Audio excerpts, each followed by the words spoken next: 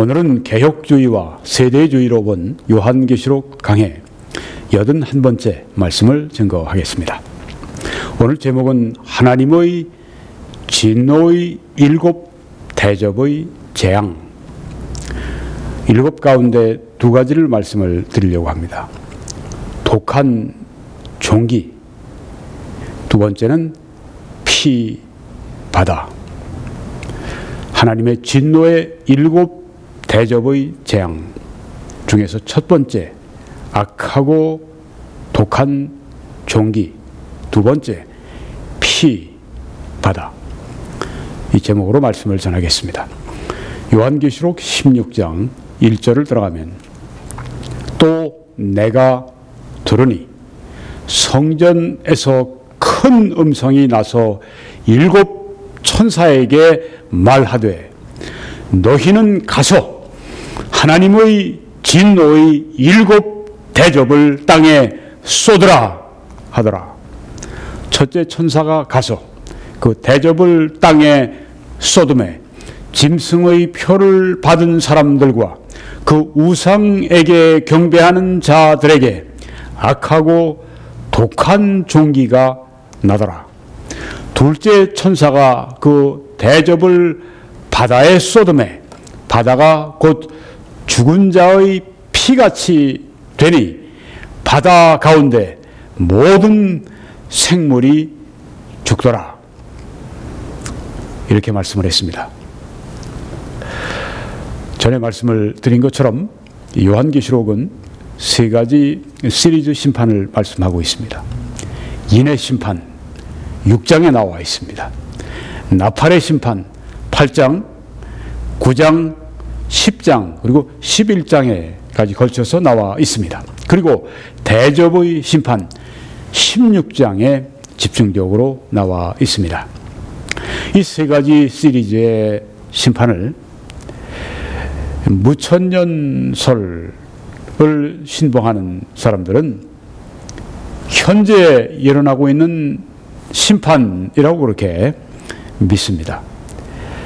반면에 전천년설을 믿는 사람들은 이것은 미래에 일어날 아주 미증유의 그런 그 큰 환란의 시대에 미래에 일어날 사건인데, 거기에 있는 영적인 의미를 우리가 오늘날 이 시대를 살아가면서 우리 삶에 적용할 수 있다, 이렇게 본다고 하는 것입니다. 현재냐 미래냐.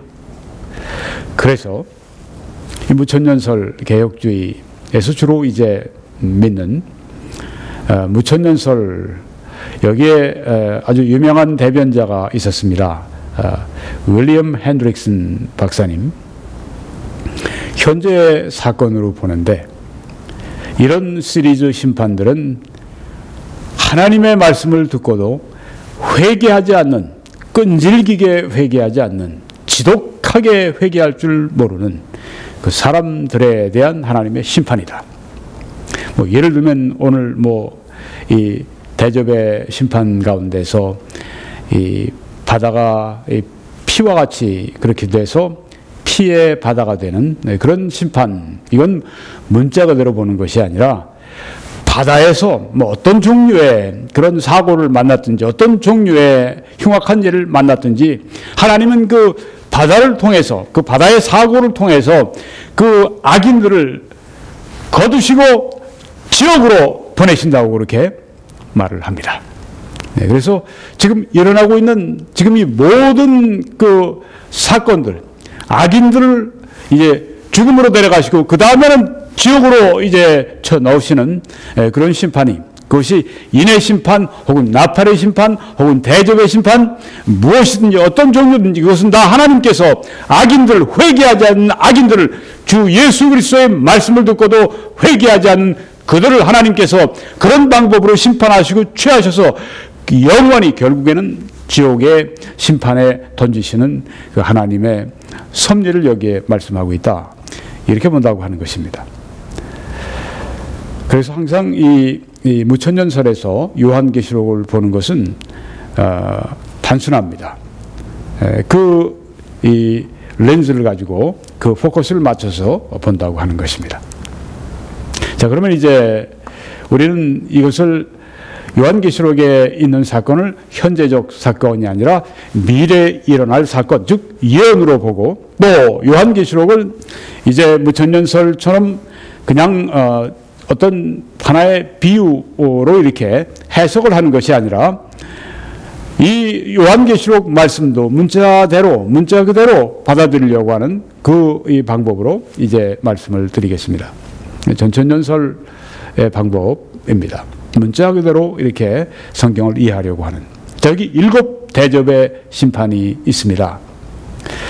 그런데 7 대접의 여기 심판이 그 이전에 있었던 심판 2가지와 유사하고 비슷한 그런 점이 많이 있습니다. 무엇인가? 첫 번째 비슷한 심판이 하나님께서 이스라엘 백성을 애굽에서 데려 나오실 때 그 애굽 사람들에게 재앙을 10가지 재앙을 베푸셨습니다. 그 애굽에 내리신 그 하나님의 진노의 심판, 그 재앙, 출애굽기 7장에서 12장까지 나와 있는데 바로 그것이 오늘 이 본문에 말씀한 7 대접의 재앙과 비슷한 것이다. 미리 그런 맛을 우리가 성경에서 이 애굽의 심판에서 본다. 두 번째는 이 7 대접의 심판과 비슷한 심판은 여기 지금 여러분이 보시는 사진에 중간에 나팔, 7 나팔의 심판과 아주 유사하고 흡사한 점이 많다, 그렇게 봅니다. 어떤 사람들은 그래서 나팔의 심판과 대접의 심판은 같은 걸 말한다. 다릅니다. 왜냐하면 같은 점도 있지만 다른 점이 있기 때문에 그렇다고 하는 것입니다. 네. 자, 그러면 이 3가지 심판 유사합니다. 애굽 심판, 7 나팔의 심판, 7 대접의 심판, 이 3가지 심판이 이제 같은 점이 있지만 다른 점이 있습니다. 무엇이 다를까요? 이 애굽에 부으신 하나님의 무서운 진노의 심판은 애굽이라고 하는, 이집트라고 하는 그 지역에 국한된 심판이었습니다. 또 7 나팔의 심판, 그것도 정말 굉장한 그런 그 치열하고 가혹하고 아주 강력한 그런 심판이었지만 그것은 지구의 3분의 1에만 해당이 되는 심판이었습니다. 그런데 오늘 이 본문에 우리 요한계시록 16장에 나오는 7 대접의 심판은 보편적인 온 세상에 임하는 심판입니다. 애굽에 많은 심판이 임하는 것이 아니라 지구의 3분의 1만 그 심판이 임하는 것이 아니라 온 세상에 전 지구에 걸쳐서 일어나는 보편적인 그런 심판이 7 대접의 심판입니다. 그러니까 7 대접의 심판은 훨씬 더 규모가 큰 것을 볼 수가 있습니다. 자, 그런데 이제 이 3가지 심판, 애굽에 내리신 그 심판, 7 나팔의 심판, 또한 여기에 7 대접의 심판, 이 3 심판에 공통된 것들이 있습니다. 거기에 우박이 나옵니다. 거기에 어둠이 나옵니다. 거기에 물이 피로 바뀌는 그런 것이 나옵니다. 또 동쪽으로부터, 그것이 뭐 군대든 그것이 뭐 어떤 짐승이든 하여튼 동쪽으로부터 침공해오는 이 4가지 점이 바로 이 3가지 심판의 공통적인 재앙이라고 하는 것입니다.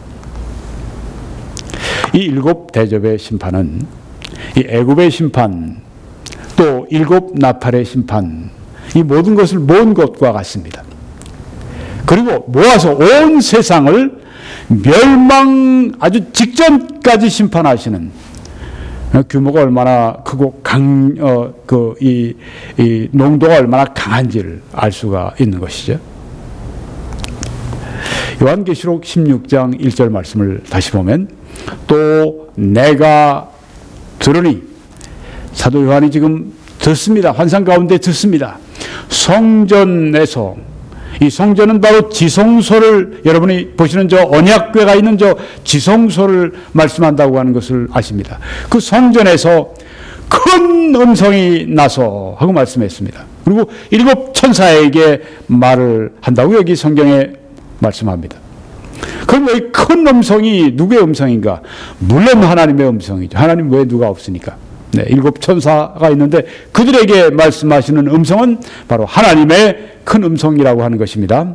큰 음성 앞에 하나님의 그런 것은 제가 거기에 넣어놨지만 그것은 본문에는 없습니다. 그렇지만 그 안에 이것은 하나님의 큰 음성이라고 하는 것을 알 수 있다고 하는 것입니다.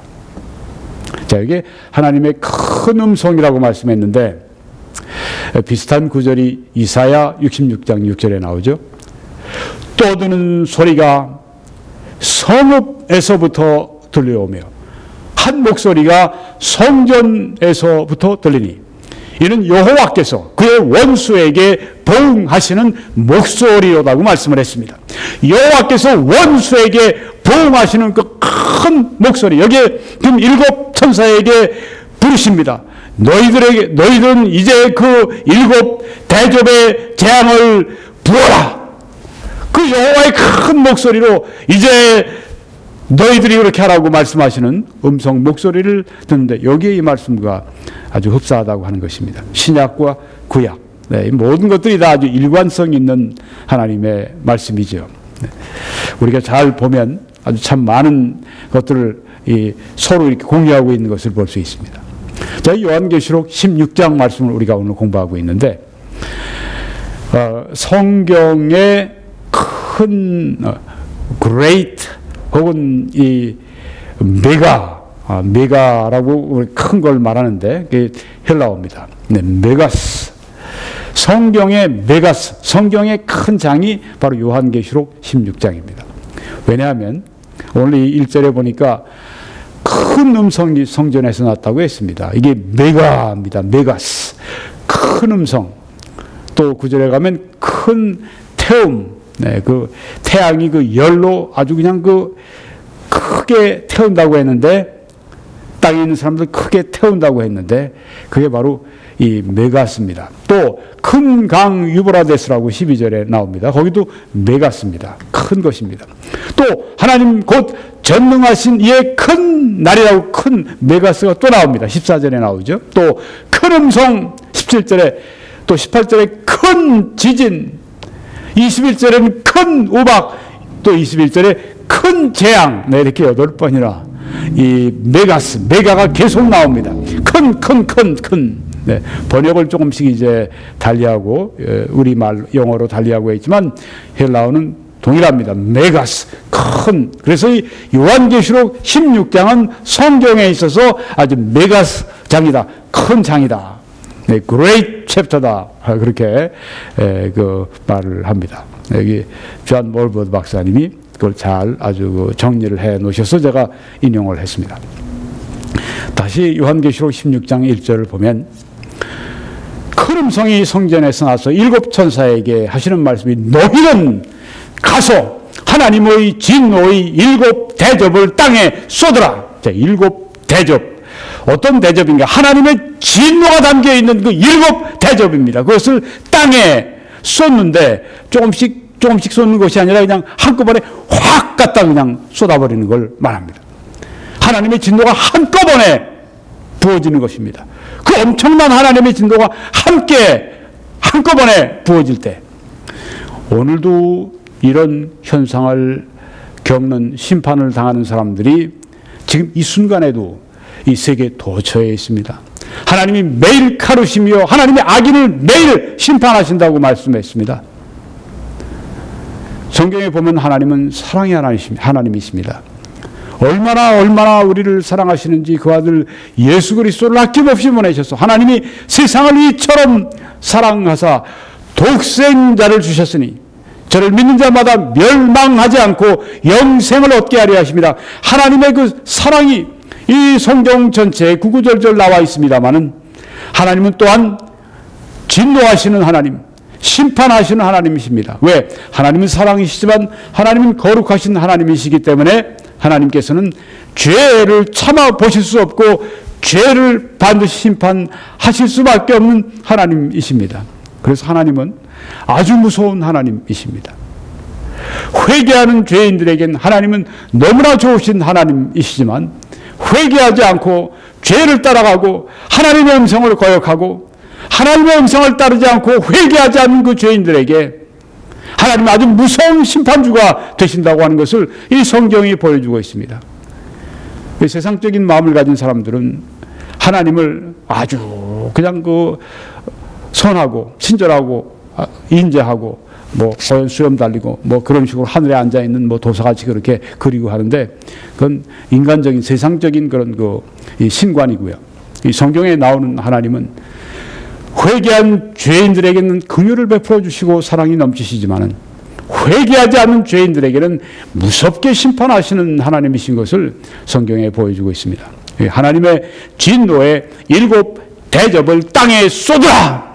이제 진노의 때가 왔습니다. 이제는 심판할 때가 왔습니다. 이제는 회개할 기회를 더 이상 주지 않으시는 죄에 대한 하나님께서 값을 심판을 물으시는 그 때가 지금 왔습니다. 여기 이 7 대접은 어떻게 오는가 하면은 연속적으로 옵니다. 뜸뜸 오는 게 아니라 연속적으로 무서운 심판이 오고 또 오고 또 오고, 이 심판이 연속이 되는 때가 있습니다. 아주 연속적인 심판이 올 때가 있어요.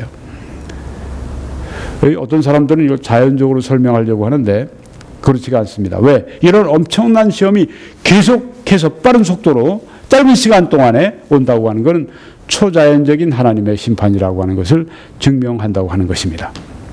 자, 그러면 여기에 이 3가지 심판, 인의 심판, 나팔의 심판, 대접의 심판, 이 심판의 3가지 심판에 비슷한 점이 있습니다. 또 다른 점이 있습니다. 그걸 우리가 알 필요가 있습니다. 자, 이 인의 심판, 이 7 인의 심판, 7 나팔의 심판, 7 대접의 심판, 여기에서 넷째 대접의 심판은 이전의 심판들, 인의 심판, 나팔의 심판에 없습니다. 넷째 대접의 심판이 무엇일까요? 네, 넷째 천사가 그 대접을 해 소돔에, 해가 권세를 받아 불로 사람들을 태우니. 자, 이제 해를 통한 하나님의 심판입니다. 해가 보통 때와 달리 아주 굉장한 그 불을 발산하는 것입니다. 우리가 지구가 이제 공전을 하면서 태양 가까이로 가고 그렇게 될 때 이 우리가 느끼게 되는데, 여기에 이 태양으로부터는 히트, 이 이것은 아주 굉장히 뜨거운 그런 이 열을 여기에 말씀하고 있는 것입니다. 이 넷째 대접의 심판이 이전의 심판들에는 없었습니다. 다른 점입니다. 또 첫 네 나팔의 심판에는 개인적인 고통이 없었습니다. 그런데 이 7 대접의 심판은 아주 첫 대접부터 고통을 가져오는 것을 볼 수가 있습니다. 7 대접의 심판이 훨씬 더 고통스럽다고 하는 것을 알려주고 있습니다. 또 7 대접의 심판은 보편적입니다. 전 지구에 미칩니다. 그리고 이전의 심판들, 인의 심판, 나팔의 심판보다 더 강렬합니다. 그리고 이것은 마지막 재앙이라고 그렇게 불리워집니다. 더 이상 이제는 심판과 재앙이 없습니다. 이 7 대접의 심판은 대환란의 마지막 기간에 집중이 되어져 있습니다. 그러니까 7년 기간의 마지막 기간에 집중되어 있습니다. 짧은 기간 동안에 집중되어 있습니다. 그리고 이것은 끝날 때 예수 그리스도의 재림으로 연결이 됩니다. 7 대접의 심판이 끝날 때 이제는 예수 그리스도의 재림으로 연결된다고 하는 것입니다. 우리 이제 예수 그리스도의 재림을 논할 그 시점이 가까워 오고 있습니다. 이 첫째 대접의 심판, 둘째 대접의 심판, 오늘 그걸 제가 잠깐 말씀드리고 마치려고 합니다.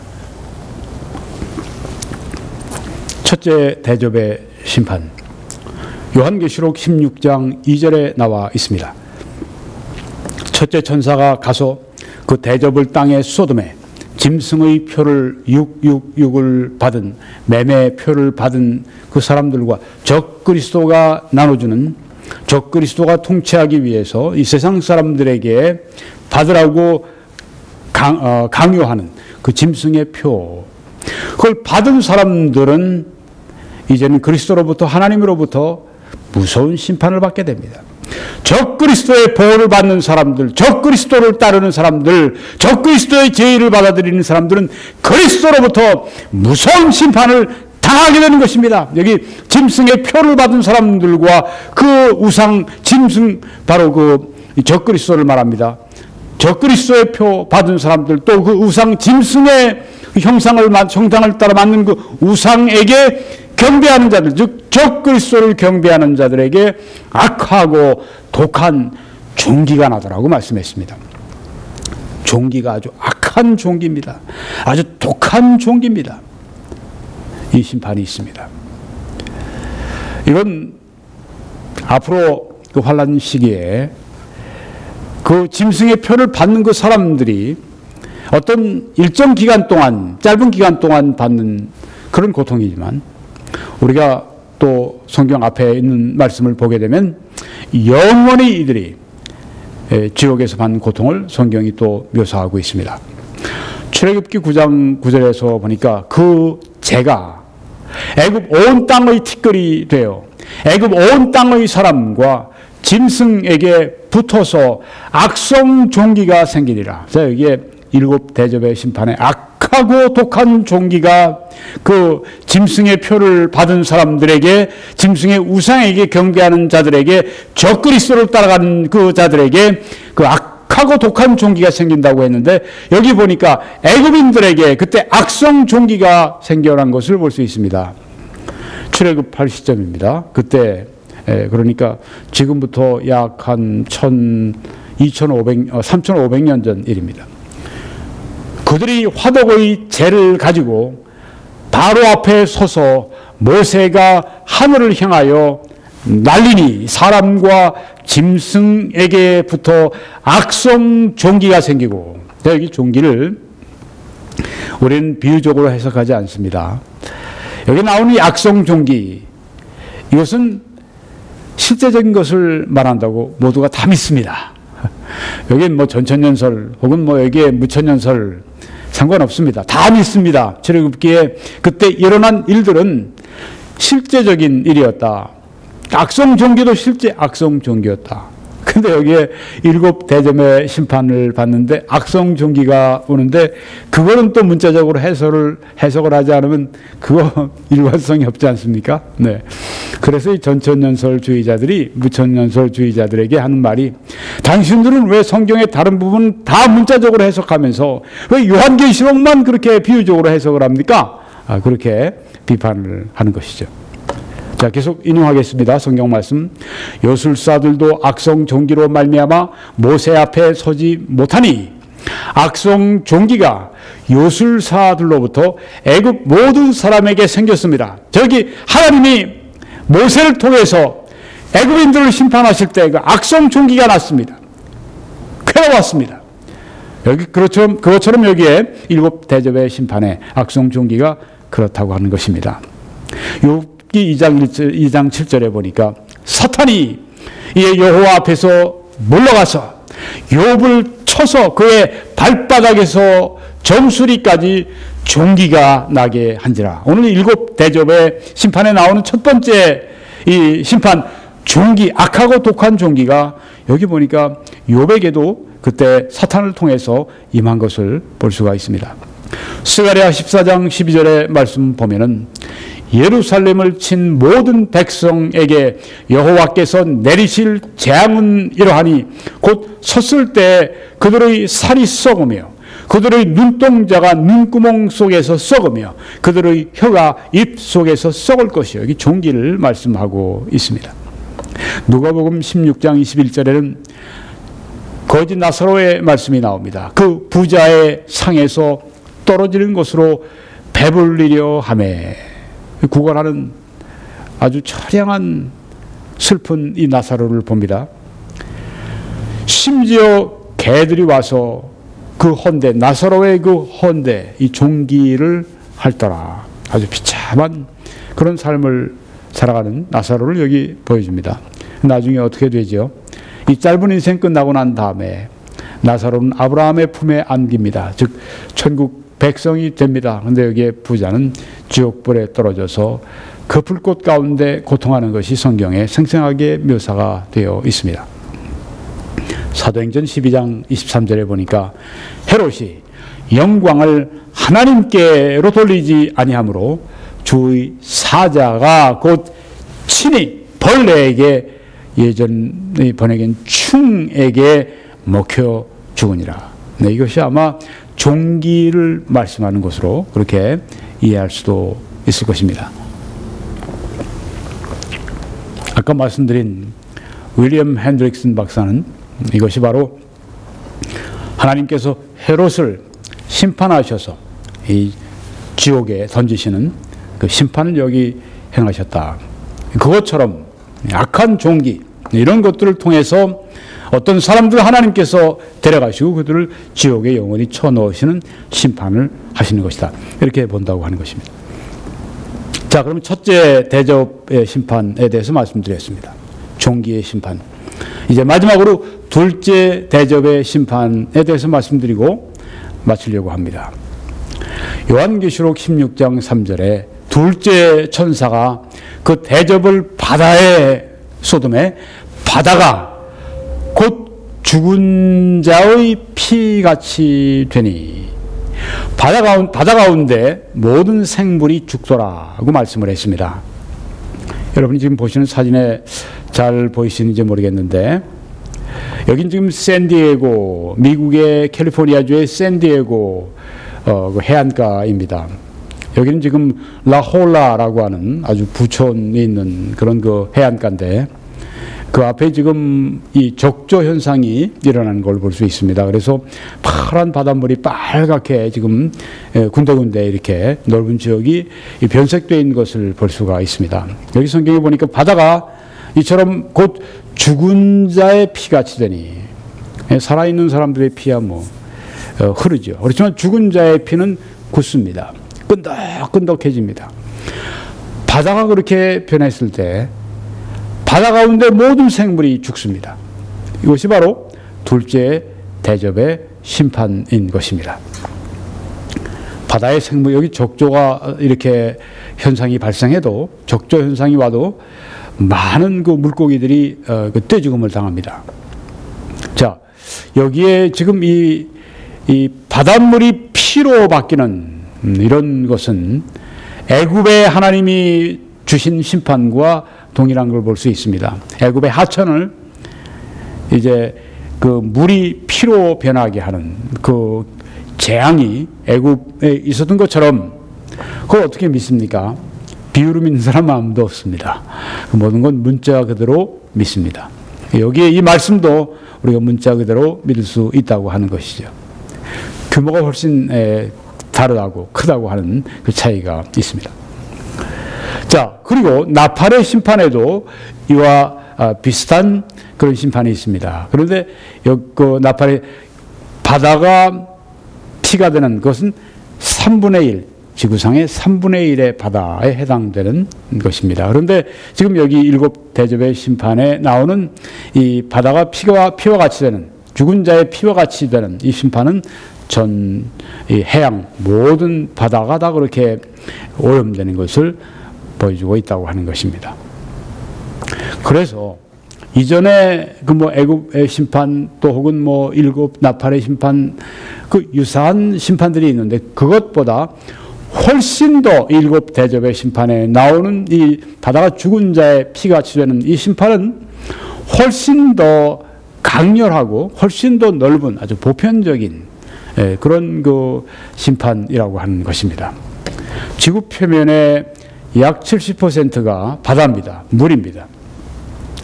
이 모든 바다가 기능을 상실한다고 생각해 보십시오. 무서운 일이 닥치는 것입니다. 그래서 우리가 이런 것을 상상하기도 힘든데 우리가 이런 현상을 생각해 보면 또 이해할 수가 있습니다. 적조 현상입니다.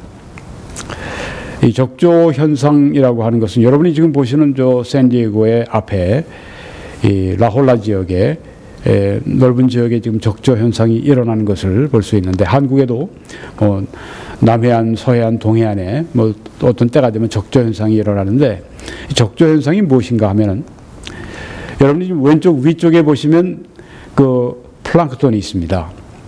이것이 이제 갑자기 급증을 하는 겁니다. 그렇게 되면은 이 바닷물이 오염이 되고 끈적끈적해지고, 그래서 수백만의 물고기가 떼죽음을 당합니다. 여기에 보는 현상이 바로 그런 것입니다. 여기 지금 여러분이 보시는 사진에 아주 지금 수천 수만의 지금 고기가 떼죽음 당해 있는 모습을 볼 수 있는, 여기는 뭐 어디 양식장 같아요. 적조 현상 때문에 이렇게 물고기들이 죽는 것입니다. 적조만 생겼다 하면 비상이 걸리죠. 그뿐이 아닙니다. 물고기만 죽는, 해양 식물 동물이 죽는 것이 아니라, 그것만이 아니라 오염된 조개류를 먹은 사람들도 다 죽음을 당하게 되는 것입니다. 그래서 적조 현상이 있을 때는 조개류 같은 거 절대 먹어서는 안 되죠. 네. 자, 그래서 여기에 지금 해양 생물이 다 죽고 바다가 피같이 바뀌고, 적조 현상일지 아닐지 모르겠어요. 뭐 성경이 분명히 말씀하지 않지만 하나님께서는 어떤 방법을 통해서 말씀하신 것처럼 그렇게 바다를 죽은 자의 피와 같이 바꾸시는 그런 무서운 심판을 내리신다고 하는 것입니다. 1949년에 미국의 플로리다 주의 해안에 적조 현상이 생겨났다고 합니다. 처음에는 뭐 노랗게 바다가 변했는데 여름쯤 되니까 바다가 아주 빨갛게 됐어요. 그리고 무려 이 100km 되는 그 길이에, 아까 여러분이 조금 전에 보셨더니 물고기가 여기에 지금 떼죽음 당했는데, 이게 무려 이런 떼가 100km를 이렇게 떼로 이렇게 죽었다고 해보십시오.